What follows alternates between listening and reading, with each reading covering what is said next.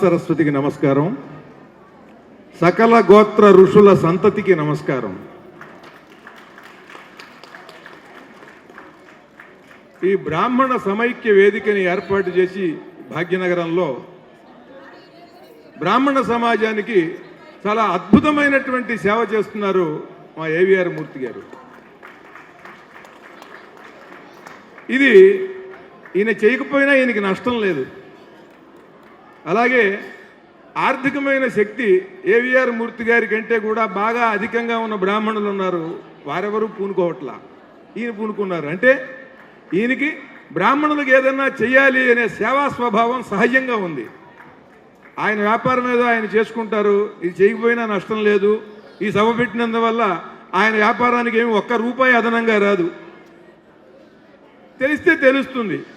దీనికి పెట్టేటువంటి ఈ వ్యయం అంతా కూడా ఈ డబ్బు దీనికి ఖర్చు అయ్యేది ఆయన పబ్లిసిటీ చేసుకున్నా కూడా వస్తుంది. కానీ హృదయంలో ఆయనకున్న తపన ఏమిటంటే, హృదయంలో ఉన్న తపన ఏమిటంటే బ్రాహ్మణులు ఉన్నతమైనటువంటి స్థానంలో ఉండాలి. ఎందుకనంటే ఆ కుటుంబాల్లో పుట్టి పెరుగుతూ వాళ్ళందరినీ చూసి వాళ్ళ శాస్త్రజ్ఞానం, వాళ్ళ నిష్ఠ, నియమం అన్నీ చూసి పెరిగినవాడు. ఇవాళ అవి లోపించటం వల్ల వీళ్ళు చాలా బాధలు పడుతున్నారు. వీళ్ళందరినీ ఒక సమైక్యంగా ఒక చోటకి కలిపి మనం చేయగలిగింది ఏదన్నా చేసి మళ్ళీ ఆ పూర్వ నిష్ఠా నియమాలు అవి ఎంతటి శక్తిని ఇస్తాయో చెప్పాలి, బంగారయ్య శర్మ గారి వంటి పెద్దల్ని పిలిచి చెప్పించాలి అనేటువంటి ఒక సత్సంకల్పంతో ఆయన ఈ కార్యక్రమం ఏర్పాటు చేశాడు. మహానుభావుడైన బ్రాహ్మణులకి బ్రహ్మజ్ఞానం ఉంటుంది, ఇంగిత జ్ఞానం ఉండదు. త్రికాల జ్ఞానం ఉంటుంది, కాలజ్ఞానం ఉండదు. పారమార్థిక జ్ఞానం ఉంటుంది, ఆర్థిక జ్ఞానం ఉండదు అని అందరూ అనుకుంటున్నారు. అలా అనుకోకూడదు అని చెప్పి ఈయన సమైక్యపరిచి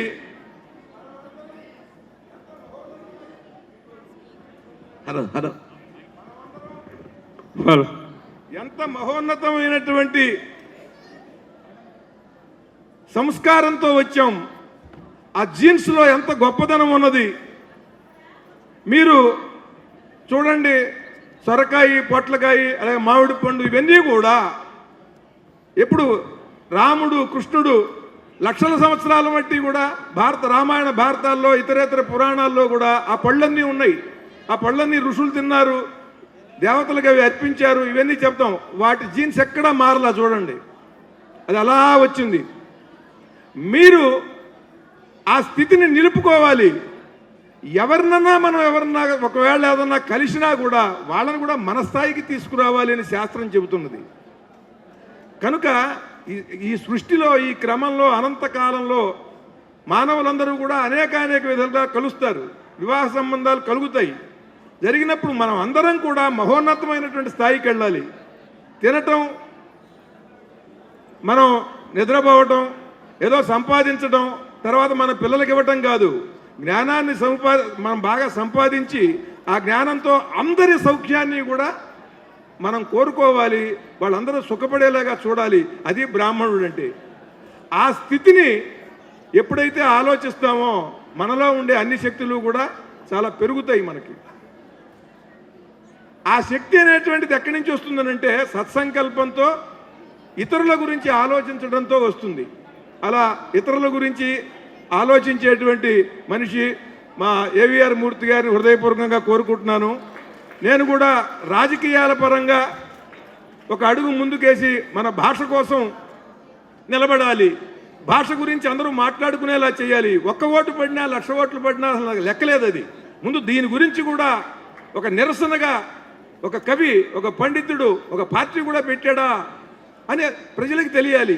నాతో పాటు అందరూ కలిసి వస్తే, అందరూ ప్రతి నియోజకవర్గంలో నుంచుంటే భాష కోసం, తెలుగు భాష అధ్యాపకులు, ఉపాధ్యాయులు వీళ్ళందరూ కూడా ఇది ఒక ప్రత్యేకమైనటువంటి శక్తి అవుతుంది, ప్రపంచాన్ని ఆకర్షిస్తుంది, దేశం మొత్తాన్ని కదిలిస్తుంది. ఒక్కడి నుంచున్నా చాలు, ఒక్కొక్కడికి ఒక్కొక్క ఓటు పడినా చాలు, పార్టీ పెట్టాలి అని చెప్పి నేను సంకల్పించి మూర్తి గారికి చెబితే, మీకు మేము ఏం చేయాలి చెప్పండి, ఆర్థికంగా మేమేం చేయాలి, వ్యక్తులుగా మేమేం చేయాలి, మన దగ్గర ఇంతమంది సభ్యులు ఉన్నారు అంటే 100 మందితో ముందు వాళ్ళకి ఒక అప్లికేషన్ పెట్టుకోవాలి మనం ఎన్నికల సంఘానికి.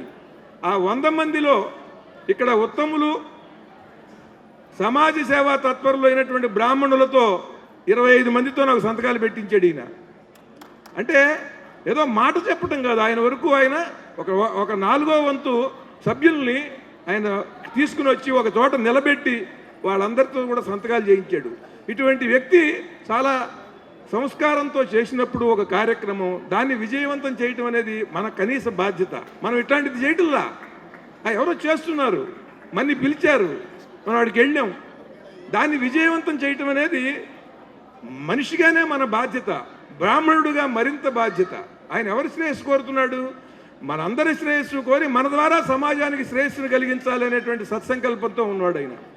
అలా చేస్తూ ఈ సభకి నన్ను ఆయన ఆహ్వానించటం, ఇక్కడ చాలా శాస్త్రజ్ఞాన సంపన్నుడు అయిన మా బంగారయ్య శర్మ గారు మహోన్నతమైనటువంటి ఆశయాలు కలిగి ఈ భారతీయతని సంస్కృతిని నిలబెట్టాలనుకునేటువంటి వాడు, ఆయన కూడా ఇక్కడికి రావటం నాకు చాలా ఆనందంగా ఉంది.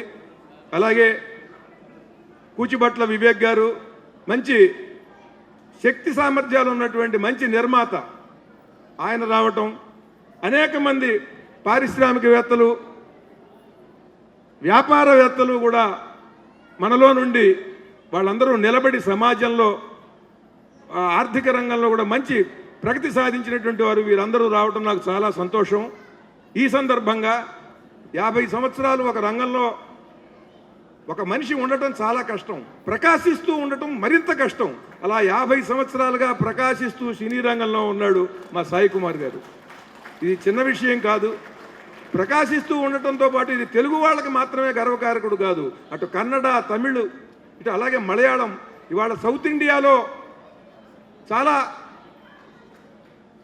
బలమైనటువంటి కంఠస్వరం ఉండి ఒక సింహగర్జనంలాగా మేఘగర్జనంలాగా డైలాగ్ని పలికించి అందరినీ కూడా ఏ రకమైనటువంటి రీరికార్డింగ్తో సంబంధం లేకుండా ఎంత రొద చేసినా రీరికార్డింగ్ దాన్ని కూడా డామినేట్ చేసేలాగా మాట్లాడగలిగినటువంటి వాడు ఆయన 50 సంవత్సరాల పండుగకి ఇక్కడ ఆయన ఆహ్వానించి ఆయన సత్కరించడం కూడా ఇది కూడా చాలా గొప్ప విశేషం. ఇదందరి కూడా ఇది మనందరికీ గర్వకారకమైనటువంటి విషయం. ఎందుకంటే మనందరికీ గర్వకారకుడు సాయి కుమార్ గారు. చాలా కష్టపడి డబ్బింగ్ ఆర్టిస్ట్గా, ఒక చైల్డ్ ఆర్టిస్ట్గా ప్రారంభమై వాళ్ళ నాన్నగారు మహాద్భుతమైనటువంటి కంఠస్వరం, గొప్ప నటుడు ఆయన వారసత్వాన్ని అందుకుని తను నిలబడి అందరినీ మెప్పించి అందరిలో కూడా కలిసిపోయి తన తమ్ముళ్ళందరినీ కూడా తనంతటి వాళ్ళని కొన్ని విషయాల్లో తనకి మించిన వాళ్ళని కూడా చేసినటువంటి వాడు సాయి కుమార్ గారు. ఆ వారసత్వాన్ని అందిపుచ్చుకుని వాళ్ళ అబ్బాయి ఆది కూడా చక్కగా సినిమాలు చేస్తున్నాడు. అతనికి కూడా మంచి విజయం వచ్చి నిలబడి అక్కడి నుంచి అతను కూడా ముందుకు సాగాలని కోరుకుంటున్నాను. సాయి కుమార్ గారికి, సురేఖ గారికి నా హృదయపూర్వకమైనటువంటి శుభాకాంక్షలు. ఈ సందర్భంగా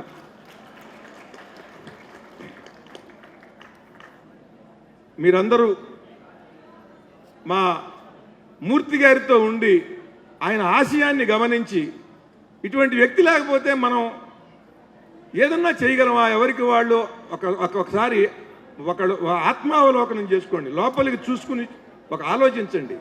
ఎవరన్నా లేకపోతేనేమో మన వాళ్ళు ఎవరు మనకి చేయరు, అది ఆ రకంగా మాట్లాడతాం. చేసినప్పుడు ఎంత సహకరించాలి వాళ్ళకి, వాళ్ళు దృఢంగా ఆ స్థానంలో నిలబడి అందరినీ ఇలాగే నడిపించేలాగా మనమేం చేయాలి, మన వంతు మనం అని అందరూ ఆలోచించాలి. ఇదే మనకేంటంటే పారమార్థిక జ్ఞానం ఎక్కువ, ఆర్థిక జ్ఞానం తక్కువ అని అందరూ అంటున్నారు. అలాగే బ్రహ్మజ్ఞానం ఎక్కువ, మనకి బ్రహ్మజ్ఞానం మీద ఉంటుంది తప్ప ఇంగిత జ్ఞానం అనేటువంటిది తక్కువ అంటున్నారు అందరూ.